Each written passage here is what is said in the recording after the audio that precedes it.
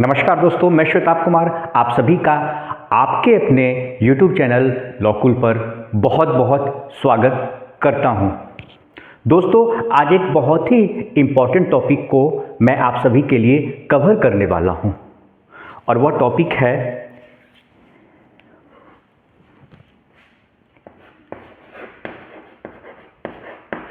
Banking law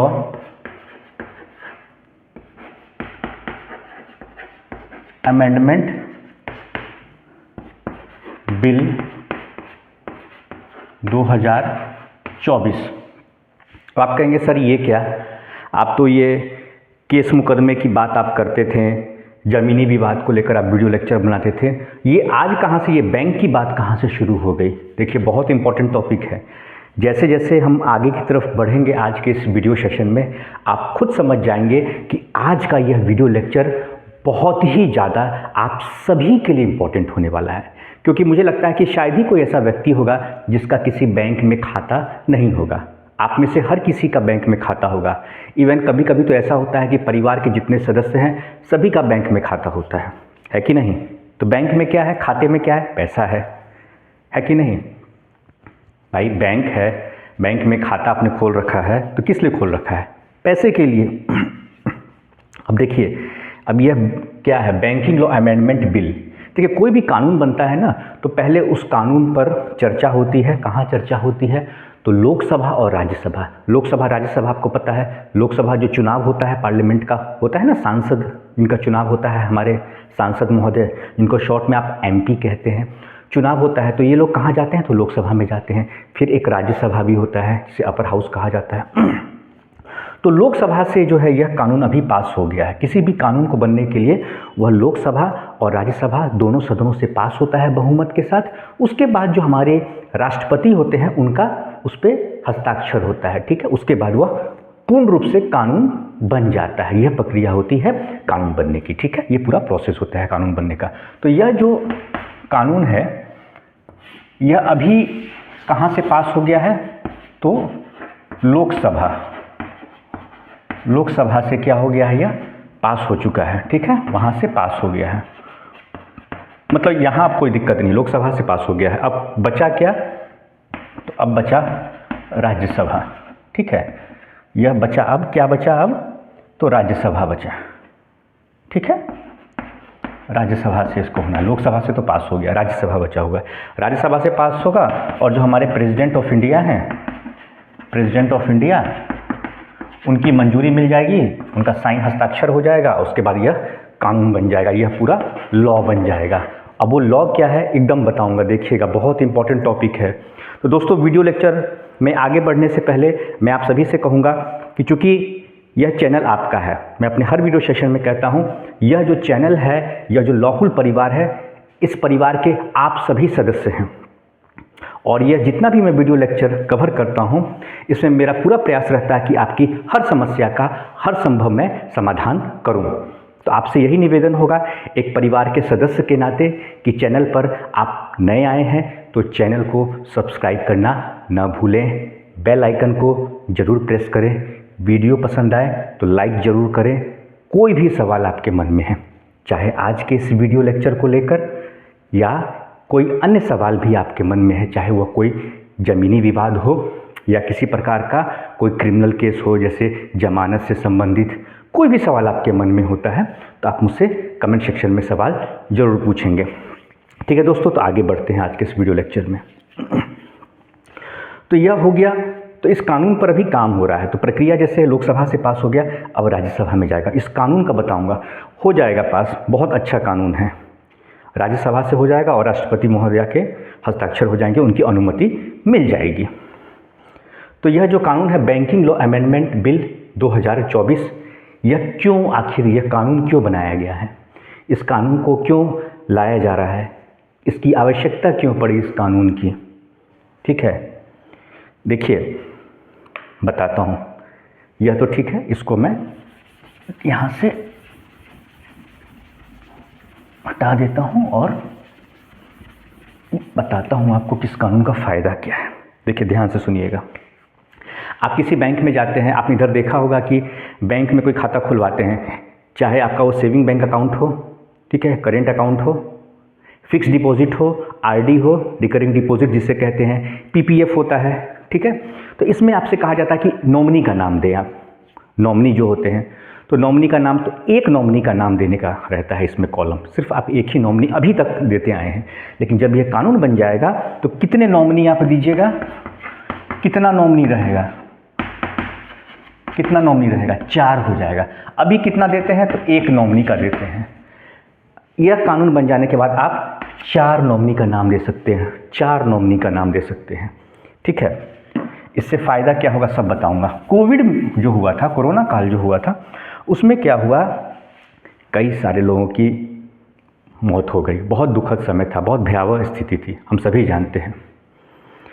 उसमें क्या हुआ कि जो खाता धारक हैं, जिनके नाम से बैंक अकाउंट है या कोई पॉलिसी है, कुछ भी, उनकी भी मृत्यु हो गई, और जो उसमें नॉमिनी थे उनकी भी मृत्यु हो गई। इवन कभी कभी तो ऐसा देखने को सुनने को मिलता था अखबार में और समाचार में कि परिवार के पूरे सदस्य, मतलब किसी का कोई पता नहीं, सब की मृत्यु हो गई। एक इन्फेक्टेड हुआ, पता नहीं था लोगों को, दूसरा हुआ, तीसरा हुआ, हॉस्पिटल की और क्या स्थिति थी, क्योंकि किसी को पता नहीं था, ऐसा समय ही था वो। तो सरकार ने देखा, ठीक है, सरकार ने देखा कि नहीं ये तो बहुत गंभीर समस्या है, एक आदमी के होने से तो होगा नहीं। सरकार ने इसी कानून के माध्यम से, सरकार जो नया नियम ला रही है, आप 4 उसमें आप नॉमिनी रख सकते हैं। कितना, तो बैंक में जैसे आपका खाता होता है ना, saving bank account, saving account हो गया, करेंट अकाउंट हो गया, पीपीएफ हो गया, आरडी होता है, रिकरिंग डिपॉजिट जिसे कहते हैं आप, ठीक है, एफडी हो गया, फिक्स डिपॉजिट। तो अब जिसमें आप नॉमिनी रखेंगे, इसमें जो नॉमिनी की बात है वह अब आप 4 रख पाएंगे। अभी तक क्या होता आया है कि आप 1 रखते हैं, ठीक है। अब इसके बदले आपको 4 नॉमिनी रखने का ऑप्शन हो जाएगा। देखिए ये फ़ायदा होगा, बहुत बड़ा फ़ायदा है, समझ गए ना, बहुत बड़ा फ़ायदा है ये। ऐसा क्यों है, अभी जो डेटा सामने आया है उससे यह जानकारी मिली है कि बैंक के पास 78,000 करोड़, 78,000 करोड़ जो रुपीज़ हैं वह अनक्लेम्ड हैं। मतलब इन पर, ये दूसरों का पैसा है, हम ही आम पब्लिक जो है उन्हीं का पैसा है। और किन लोगों का है, जिन्होंने उस पर दावा नहीं किया, मृत्यु हो गई, परिवार का कोई सदस्य आया नहीं उस पैसा को लेने के लिए, क्यों नहीं, नॉमिनी का डिटेल आपने नहीं दिया, या नॉमिनी की भी मृत्यु हो गई, डेथ हो गई, परिवार के लोगों को पता नहीं, तो 78,000 करोड़ बहुत बड़ा अमाउंट होता है। अभी कुछ दिन पहले आरबीआई ने भी डायरेक्शन दिया था कि भाई अगर कोई किसी को दावा करना है तो वह दावा कर सकते हैं इस पर।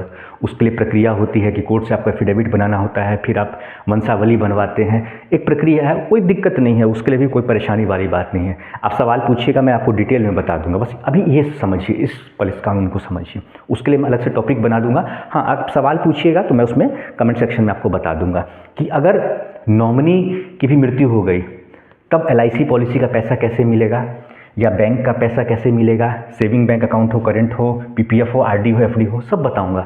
आप सवाल पूछेंगे मैं बताऊंगा, लेकिन अभी इस वीडियो में बताऊंगा मैं, तो वीडियो बहुत लंबा हो जाएगा, आप कंफ्यूज हो जाएंगे, इसलिए इसी को समझिए। तो 78,000 करोड़ जो रुपया है, पैसा है, वो बैंक के पास पड़ा हुआ है, उस पर किसी ने दावा नहीं किया। कारण क्या है कि भाई कोई दावेदार ही नहीं है, ऑन पेपर नॉमिनी बना ही नहीं। कोरोना में बहुत सारे लोग मर गए, कोविड में मर गए, जिसके अकाउंट नाम से खाता था वो भी मर गया, और जो नॉमिनी था वो भी मर गया, हुआ है। बच्चे, कितने बच्चे अनाथ हो गए, बहुत बुरा मंजर था वो। तो यह होगा, तो इसीलिए सरकार यह कानून बनाई है, banking law amendment bill, banking law amendment bill. और यही बिल जब कानून बन जाएगा तो इसका नाम हो जाएगा बैंकिंग लॉ अमेंडमेंट एक्ट 2024। 3 दिसंबर को यह पास हो गया लोकसभा से, राज्यसभा से भी पास हो जाएगा, कोई दिक्कत वाली बात नहीं, क्योंकि हर कोई सपोर्ट करेगा ना, बेनिफिट में है, ठीक है। वहाँ से हो जाएगा, राष्ट्रपति महोदय का हस्ताक्षर हो जाएगा, कानून बन जाएगा। उसके बाद आप 4 नॉमिनी रख सकते हैं इसमें, यहाँ पर ये देख लीजिए, क्योंकि 78,000 करोड़ कितना बड़ा डेटा है, आप देख लीजिए। हाँ, तो 4 हो जाएगा। अब इसमें फ़ायदा क्या होगा यह बताता हूँ। 4 नॉमिनी की बात हो गई, इन खातों में आप रख सकते हैं। अब इसमें फ़ायदा क्या होगा वो मैं आपको बताता हूँ, इसका बेनिफिट क्या होगा। कि मान लीजिए एग्जाम्पल से समझा रहा हूँ कि ये 100 रुपये है किसी के खाते में, ठीक है। उन्होंने 4 नॉमिनी बनाया, ठीक है। कोई एक्स है, ठीक है। एक्स के नाम से एक्स मान लीजिए फादर हो गए, क्या है, एक्स हो गए फादर। एक्स क्या हो गए, ये हो गए फादर। ध्यान से देखिएगा, एग्जाम्पल के साथ समझा रहा हूँ, आपको समझने में आसानी होगी। इस कानून का फ़ायदा क्या है, इस डायग्राम से आप समझ जाएंगे। एक्स क्या है, फादर है।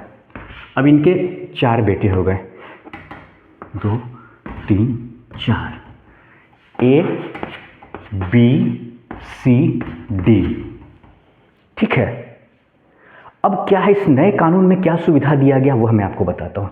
नए कानून में सुविधा यह दिया गया है कि 100 रुपये को नॉमिनी में बना दिया। ये क्या है, नॉमिनीज़ हैं। यह सभी क्या है, तो यह है नॉमिनीज़, यह नॉमिनीज़ हैं। कितने हैं, 4 नॉमिनीज़। कितने नॉमिनीज़ हैं, 4 नॉमिनी हैं। किस चीज़ के नॉमिनी है, तो एक्स जो फादर हैं इनके बैंक अकाउंट के, ठीक है, बैंक अकाउंट के।